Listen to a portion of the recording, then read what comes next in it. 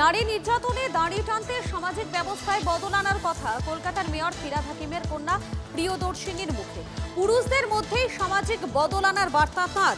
এই বদল না এলে নারী নির্যাতনের মতো ঘটনা বন্ধ হবে না। টিভি9 বাংলার ক্যামেরায় মন্তব্য মেয়র কন্যা প্রিয়দর্শিনী হাকিমের।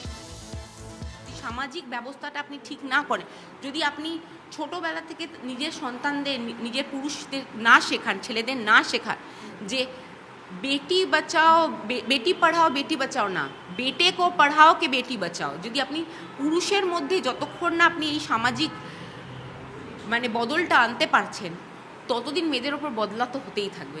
তখন সেখানে মুখ্যমন্ত্রী মা হিসেবে যদি বলে, বাবু তোরা সাবধানে থাকিস, রাত্রিবেলা একটু সাবধানে বেরাস, সে তো আমি আমার মেয়েকে বলি, আমার বাবা আমাকে বলে যে বাবু তুই রাত্রিবেলা ডিস্ট্রিক্ট থেকে ফিরছিস, হাইওয়েতে ফিরছিস, বাবু তোরা না সবাই মিলে আসিস। সেটা তো কোনো একটা মায়ের মন, একটা গার্জেনের মনের দিক থেকে বলতেই পারে আমাদের ফেলিয়ার, যে আমরা এমন একটা সমাজ ব্যবস্থা দিতে পারিনি ভারতবর্ষকে, যেখানে ছেলেদের মধ্যে এই কন্ট্রোলটা থাকবে যে এটা একটা মহিলা, এ আমার সমান, আমি একটা পশু না, সে আমার একটা ভিকটিম বা খাবার একটা জিনিস না।